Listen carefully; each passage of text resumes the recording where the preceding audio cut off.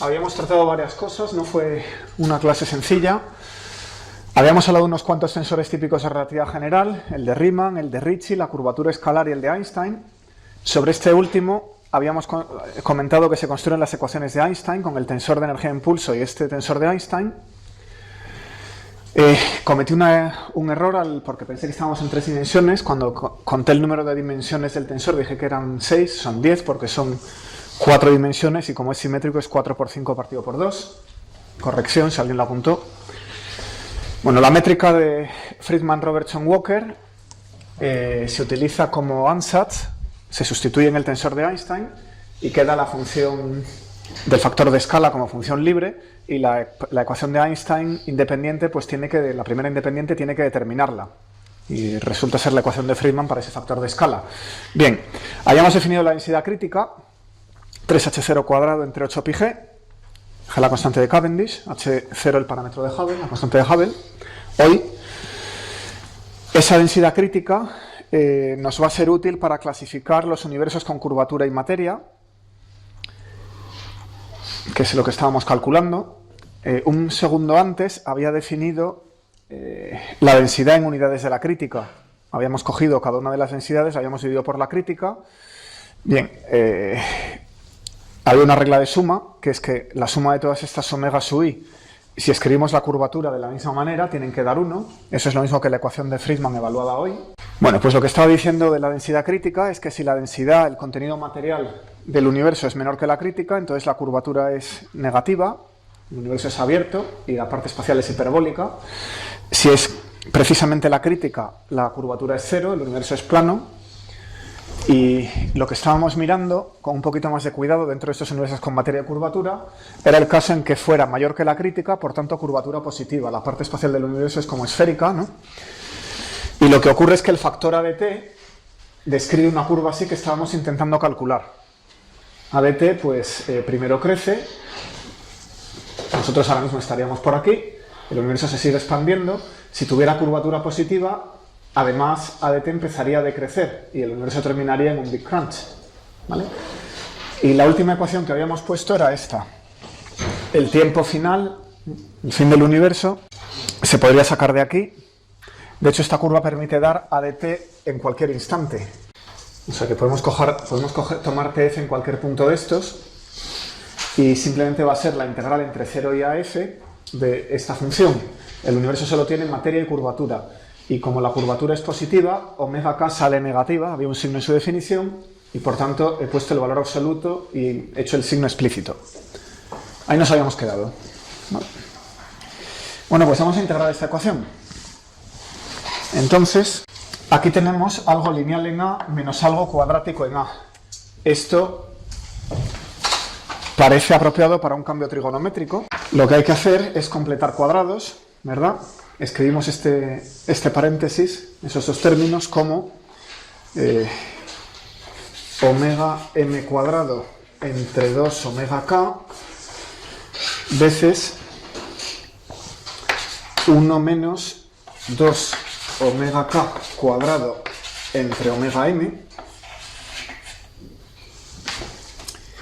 veces a menos omega m dividido por 2 omega k cuadrado, todo al cuadrado, llave. ¿Vale? ¿Qué he hecho? Le he sumado y le he restado un término, omega m cuadrado entre 2 omega k, lo he sacado fuera para dejar ese término como un 1.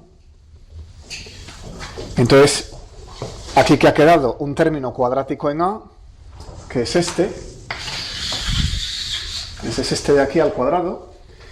Luego un doble producto, que es este otro. Ese es el doble producto y el cuadrado de este se cancela con el 1. ¿Vale?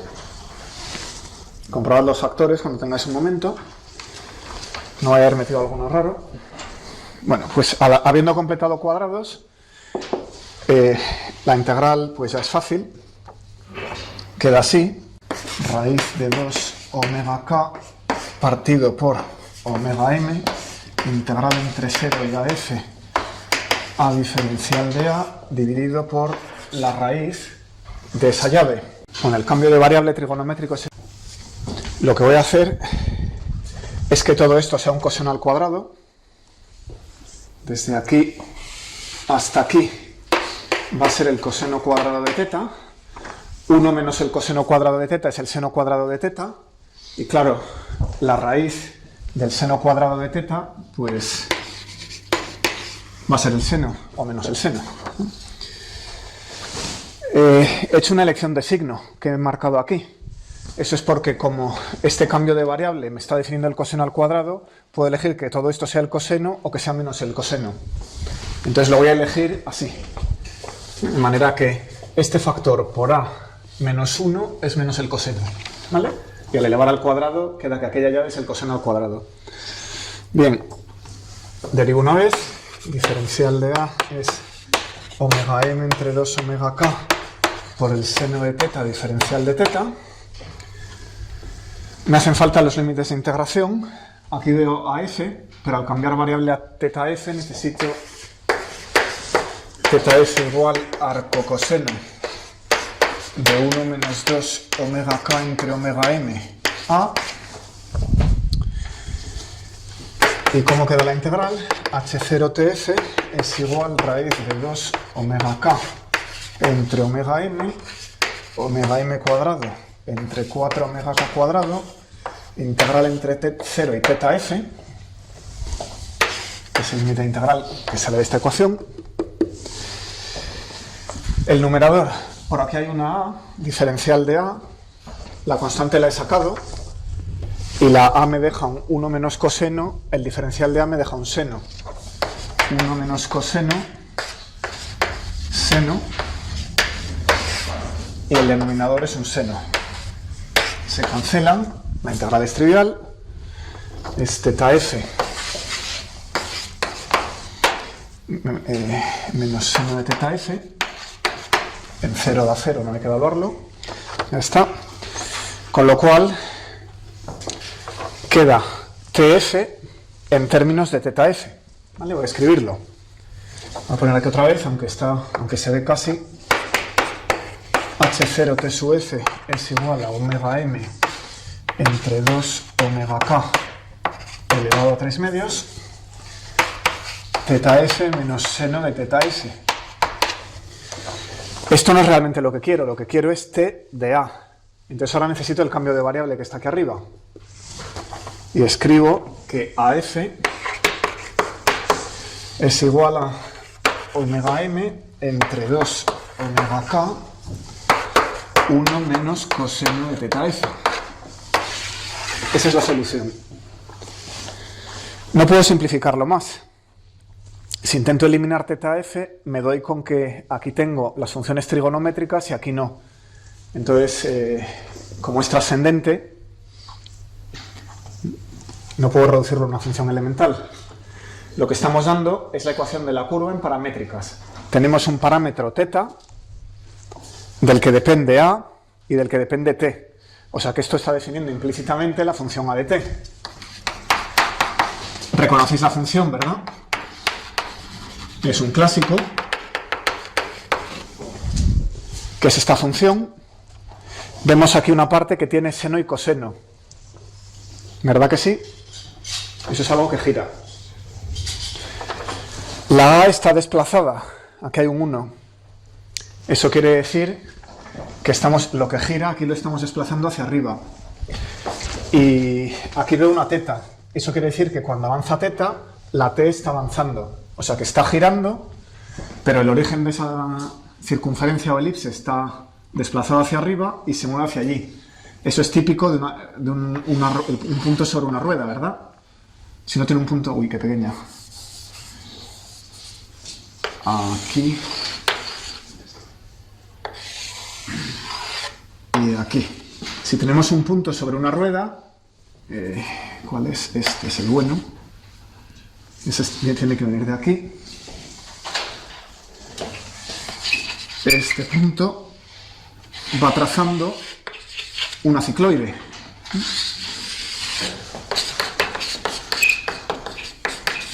Esa curva es la curva que describe un punto sobre una rueda que gira. Y entonces el centro de la rueda está a altura constante, avanza con velocidad constante y un punto sobre la rueda, sobre el borde, tiene que componer ese movimiento con el giro alrededor del centro. Y el resultado era esto, ¿verdad? O sea que es una cicloide. En este caso, de materia y curvatura, se puede resolver exactamente lo que hace el universo, que es esta cicloide de aquí. ¿Vale? O sea que estamos seguros, lo que habíamos discutido cualitativamente, de que empezaba en un Big Bang y acababa en un Big Crunch, lo podemos escribir de manera explícita. Bueno, me cabe alguna cosita más aquí en esta caja. Obviamente, cuando θf es 0, mirando esa ecuación, tanto t como a son 0. Es decir, empezamos en el origen. Pasa por el origen. Vamos de la gran explosión a la gran implosión. ¿Qué más? Y teníamos que omega m, que era ρ entre ρc, era mayor que 1.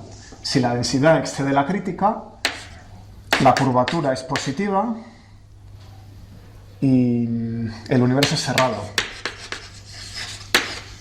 Y tiene una gran implosión. Pues sobre este lo sabemos todo. Entonces ahora, en un segundo, el caso contrario. ¿Qué pasa si la curvatura es negativa? El cálculo es idéntico. Voy a enseñar los dos cambios que hay que hacer. El segundo caso es el que tiene k negativa, por tanto, omega k positiva. Aquí la omega k es negativa, en este que acabamos de hacer. Y aquí, por tanto, omega m, que es ρ entre ρc, es menor que 1, según la regla de suma. Bueno, entonces, ¿cómo queda la integral?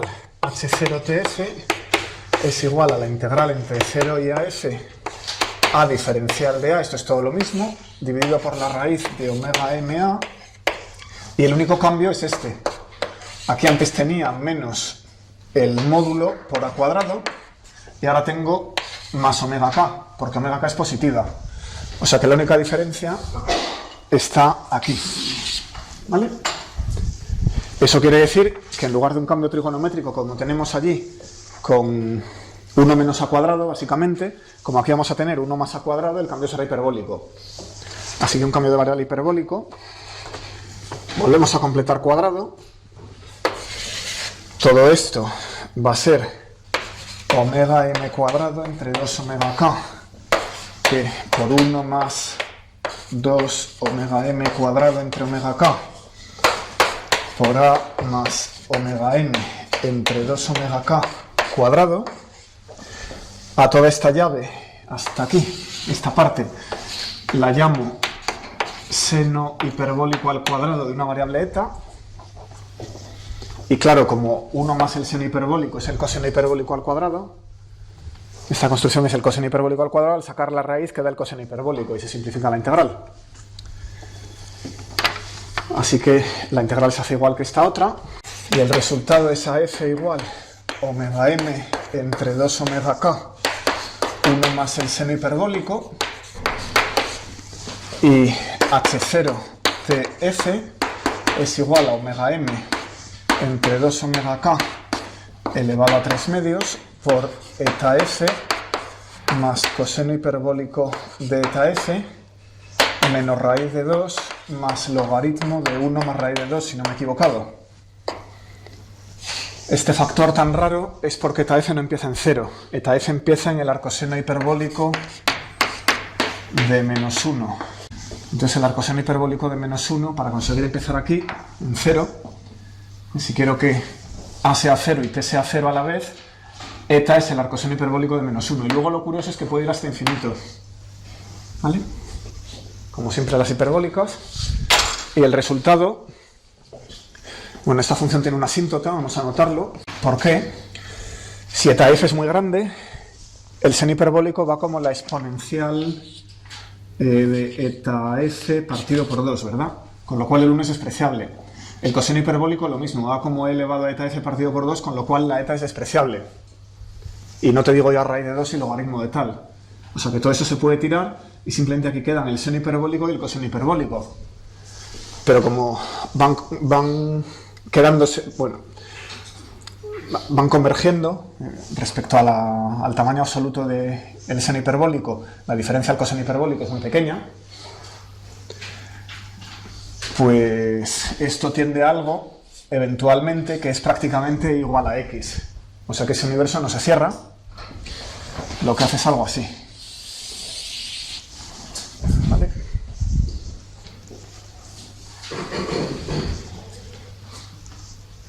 A gran distancia se va a aproximar a la recta t igual a A. ¿Vale? Voy a hacer algo así. Bueno, entonces, ese universo es abierto. No hay gran implosión, sino que el universo se va expandiendo, los cúmulos de galaxias se separan cada vez más, los sistemas que estén gravitacionalmente ligados se mantienen gravitacionalmente ligados, pero los demás se pierden a lo lejos. Ese viene a ser el escenario. Con lo cual nos quedamos con el gas que tengamos en la bolsa del supercúmulo local. ¿Sí?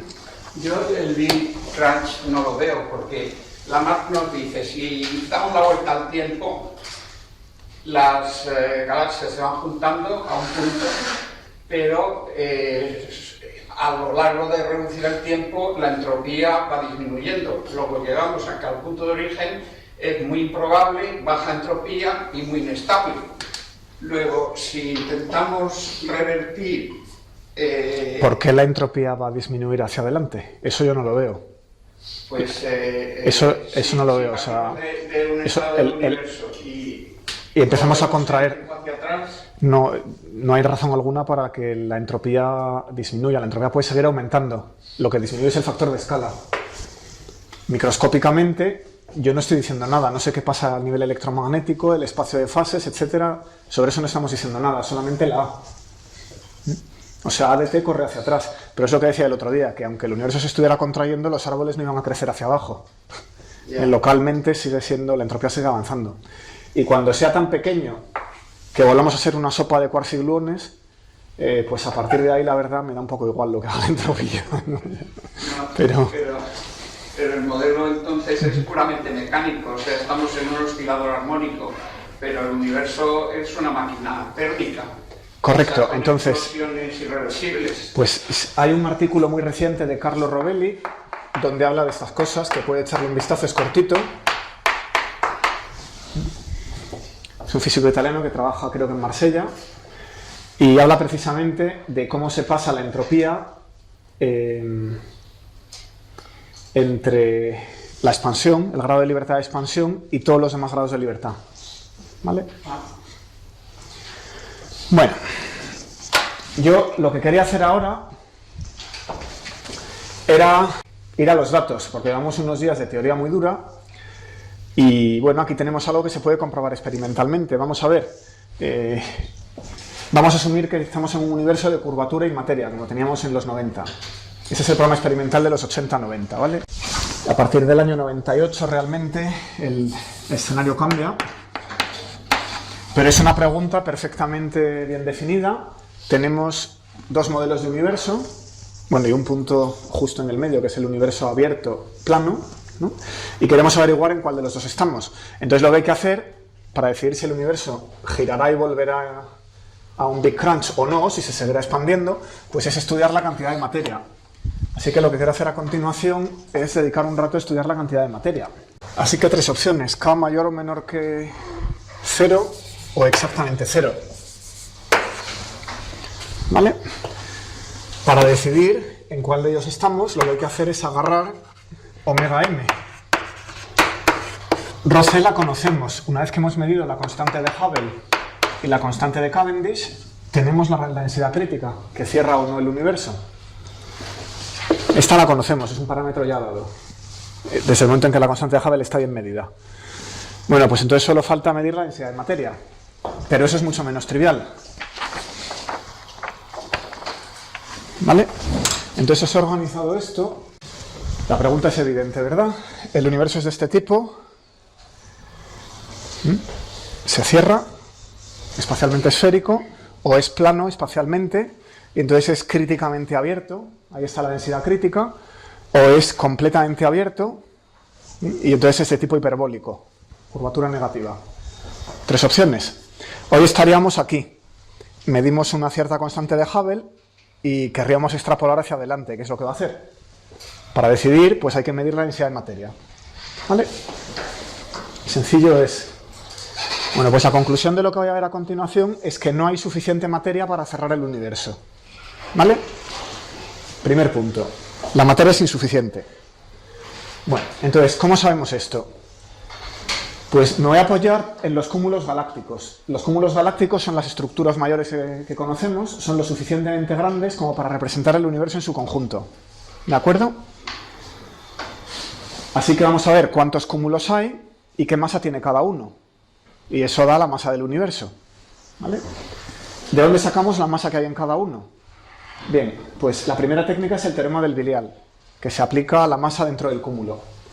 Luego tenemos el gas emisor de rayos X, que permite medir la temperatura. El espectro de rayos X da la temperatura. Luego tenemos las lentes gravitacionales. Y luego hay otro montón de medidas. Esas son las tres principales. Las lentes gravitacionales son el método más preciso, ¿vale? Pero luego hay otro montón de métodos que están de acuerdo con los anteriores y he sacado casi al azar dos. Uno es la distribución de velocidades de los cúmulos y otro la función de correlación entre ellos. ¿Vale? O sea que de esto hay muchas medidas, estamos muy seguros. El tema del contaje, si estamos hablando de bajo Z, o sea, cúmulos que no están muy lejos, a bajo corrimiento al rojo, entonces el contaje es tan sencillo como verlos y ver cuántos hay por unidad de volumen. La cosa se complica si nos vamos a gran Z. Entonces, no sé si un día de estos me voy a animar a hacer algún test de alguna comprobación de contaje. Si no me da tiempo, la tenéis para Z apreciable en el libro de Weinberg de cosmología en la sección 1.11. Está explicado. ¿Vale? El problema gran Z, claro, es que como tenemos todo este tema de las distancias, pues hay que definir bien el volumen. ¿De qué volumen hablamos? ¿No? Bueno, en cualquier caso, esto está contado. Aquí tenemos la masa de los cúmulos, 10 elevado a 14 masas solares, 10 elevado a 15 masas solares, y esto es el número de ellos. ¿Cuántos cúmulos hay para una masa dada? Pues 10.000, siempre en un intervalo de Z. O sea, estos son capas esféricas a nuestro alrededor, dadas entre Z y Z más diferencial de Z. 0,6 a 0,7, 0,9 a 1 en este diagrama. ¿Vale? Entonces ahí vemos el número de cúmulos como función de su masa. O sea que el contaje se ha hecho. Trabajo paciente. Bueno, más difícil es medir la masa en cada uno de los cúmulos. Esto es más difícil que simplemente contarlos por el telescopio y medir el corrimiento al rojo. ¿Vale? Bueno, pues vamos a empezar con el teorema del bilial. Entonces, este primer punto utiliza un teorema de mecánica, que es el bilial, que dice que la masa va a ser proporcional a la dispersión de velocidades al cuadrado. Bueno, nosotros con el corrimiento al rojo de cada galaxia de ese cúmulo vemos una velocidad radial. Vemos su corrimiento al rojo e inducimos una velocidad radial. Bien, pues se toma el promedio de todas. Esto sería la dispersión si las tomamos respecto al centro de masas. Y luego lo dividimos por el promedio de la distancia de cada galaxia al centro de masas del cúmulo. Voy a repasar esto un momento, ¿de acuerdo? Y a continuación vemos, bueno, puedo acabar de explicar esa transparencia. Lo que vemos aquí es el cúmulo de coma. Entonces aquí está el observador. Esta parte, la distancia, hay que estimarla midiendo, por ejemplo, que hay una galaxia. Imaginemos que el centro de masas está aquí, pues mido el ángulo y conozco la distancia del cúmulo de coma, porque conozco el corrimiento al rojo y la ley de Hubble. Entonces, una vez que tengo la distancia, esta es la distancia por diámetro angular, aquí conozco el ángulo que subtiende la distancia entre dos galaxias, pues puedo inferir la distancia propia en el cúmulo. ¿Vale? O sea que la distancia se puede ir, con un poquito de paciencia, se miran todas las galaxias y se saca esto, este promedio. Bien, las velocidades al cuadrado se sacan del corrimiento al rojo. Y esto que tenemos aquí es su distribución. Obviamente, aquí hay algunas que son demasiado rápidas, aquí hay algunas que son demasiado lentas. Pueden ser galaxias que no están exactamente en ese cúmulo, que están en el mismo sitio del cielo, a lo mejor delante y detrás. Estos son puntos que normalmente en un análisis se quitan, ¿vale? Y la distribución pues es esta función. Y más o menos las galaxias tienen esta velocidad y una dispersión, ¿vale? Bueno, pues vamos a ver, si conocemos esas dos cosas, se saca la masa. Voy a repasar de dónde sale esto. Bien, en mecánica yo comienzo con la derivada respecto al tiempo de la suma de P sub k, R sub k. Esto tiene dos términos. K es cada galaxia, el índice K corre sobre las galaxias. Si derivo la P, saco la fuerza, según la ley de Newton. Si derivo la R, saco la velocidad. Y si integro esto una vez, pues obtenéis el siguiente teorema, teorema del virial, que es que dos veces la energía cinética, ese término, viene de aquí. Esto es lo mismo que masa por v cuadrado, ¿verdad? Claro, mv cuadrado es el doble de la energía cinética sumado sobre todas las galaxias, pues es el doble de la energía cinética. Bien, luego tenemos la suma de las F's por las R's, y esto es igual a 1 entre tau de una función g de tau menos g de 0. ¿Vale? Bueno, esto de aquí es lo más fácil.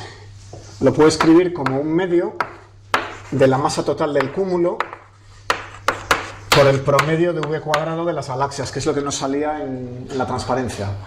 O sea que el v cuadrado ya vemos de dónde va a aparecer. Va a aparecer de aquí. ¿Vale?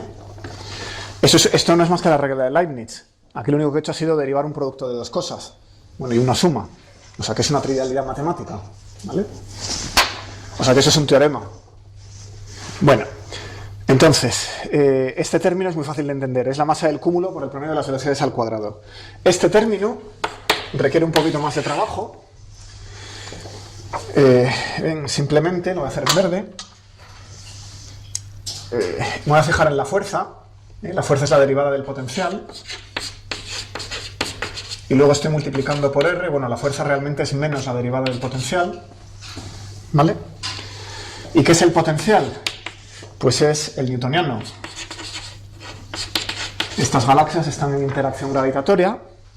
Y entonces aquí ponemos la suma K distinto de L de G mk ml entre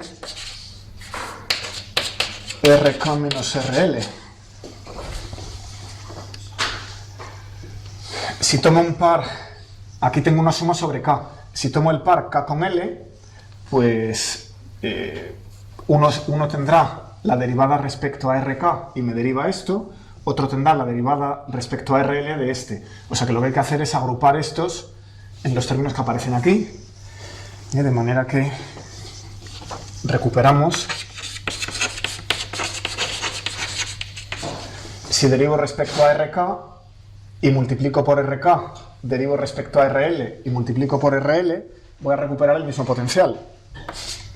Echad la cuenta, la suma de FK, RK, vuelve a ser el potencial. Eso es porque el potencial es homogéneo de grado menos 1. ¿Qué rayos quiere decir esa frase? Todos los términos van como 1 entre R. 1 entre R es una potencia de R, es R elevado a menos 1. Entonces es homogéneo porque todos los términos van igual, y es de grado menos 1 porque todos los términos llevan 1 entre R. Bueno, pues esta suma con este potencial me devuelve el mismo potencial, ¿vale? Entonces, ¿qué va quedando? Pues tengo mv cuadrado por este lado. Esto es la velocidad física de las galaxias, ¿eh? Luego tengo aquí el potencial newtoniano, que para una distribución esférica de masa, pues es lo mismo que... Esto es una manera de escribirlo, pero si ahora me alejo un poco y miro la distribución como un continuo de puntitos, pues la puedo escribir así. Menos un medio de g m cuadrado por el valor esperado de 1 partido por r en esa distribución. Eso es como cuando calculáis la autointeracción coulombiana de una esfera cargada, ¿verdad? Habéis sacado este resultado cambiando esto por la constante de Coulomb y la carga al cuadrado en electromagnetismo. Bueno, igual a qué. Me queda estudiar el término del lado derecho. ¿Qué es esto? Esto tiene que venir de este P por R que hemos integrado una vez. He dicho que para pasar de aquí a aquí había que integrar una vez. Entonces, ¿esto qué es? Lo que tengo aquí es el teorema fundamental del cálculo, la integral de la derivada es la misma función y está evaluada en t igual a tau. Y el otro límite de integración se lo está restando en t igual a 0. ¿Vale? O sea que tenemos una función evaluada en tau, una función evaluada en 0. Bien, si tenéis un sistema periódico, recuerdo, con periodo tau, g de tau es igual a g de 0 y entonces todo el término se anula. Y aquí tenemos un 0. Eso es lo que pasa en el sistema solar. El sistema solar está en un estado muy estable, todo es prácticamente periódico y entonces este virial da 0. Con lo cual hay una relación entre energía cinética y la potencial, que os recuerdo. ¿Qué pasa en un cúmulo de galaxias? Bueno, pues si el cúmulo es muy viejo, a lo mejor ya está aquí. Las galaxias ya están oscilando de un lado a otro. Lo que ocurre es que el universo tiene una edad finita y como esto es tan grande, me cabe la duda. Bueno, hay otro límite en el que esto también se anula. Y es porque eso está dividido por tau. Si el tiempo es muy grande, aunque no sea periódico, mientras el sistema sea acotado, si el tiempo es muy grande, este denominador mata ese término. ¿Vale? Con lo cual, si ninguna galaxia se puede ir muy lejos o ninguna galaxia se puede mover arbitrariamente deprisa, S1 entre tau se carga esta suma y tenemos 0. Con lo cual nos devuelve el teorema. Entonces la única pregunta es si ha pasado suficiente tiempo para que el sistema sea periódico, para que tau sea tan grande que ya no importe preguntarlo. ¿Vale? Bueno, entonces, si una de estas dos cosas ocurre, se dice que el sistema ha virializado. Esto es lo más parecido que hay en mecánica al equilibrio en termodinámica. ¿Vale? Un sistema que ha virializado es un sistema donde todos los momentos están ajustados, ¿vale? Y ya los intercambios de momento siempre están manteniendo una cantidad igual a 0. Si toco ligeramente el potencial de un cuerpo, le tengo que quitar momento. Está como un reloj, ¿no? Bien, en la práctica, ¿cómo decidimos si un cúmulo que hay por ahí ha virializado? Imaginaos que hay galaxias cayendo de todas partes, una nube de gas en contracción. ¿Cómo decidimos que ha virializado? Pues un criterio 0 es buscar solo los esféricos. Si el cúmulo es así alargado, no conviene usar el virial, porque probablemente son dos masas que están acercándose.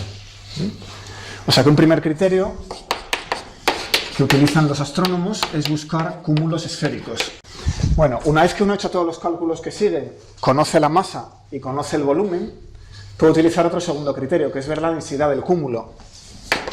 A posteriori, con los cálculos ya hechos, uno puede comprobar si tenían sentido mirando la densidad del cúmulo. Si el criterio que se suele usar es que se haya contraído un factor 2 en todas las direcciones, es decir, que la densidad sea 8 veces mayor que la que tendría el espacio alrededor. Entonces, esto conviene seguir examinándolo, así que vamos a ver aquí si podemos considerar que ha transcurrido bastante tiempo.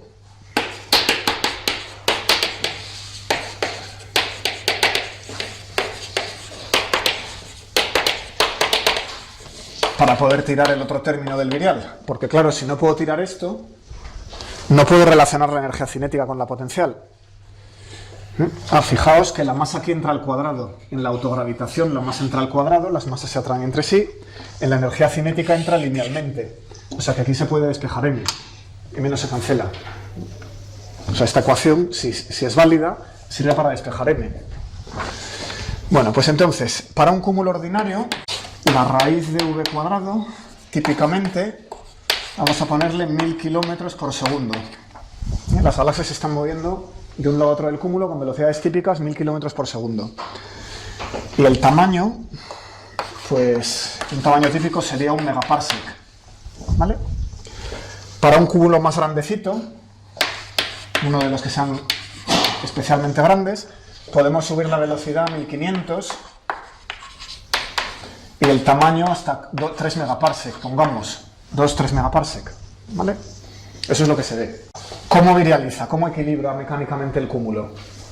Lo tenemos aquí. Hemos seleccionado que sea más o menos esférico. Y ahora miramos una galaxia. Entonces, si la galaxia ha tenido tiempo de ir de un lado a otro del cúmulo un par de veces, lo ha cruzado, ha tenido tiempo de interaccionar con los demás y de ajustar su momento. ¿Vale?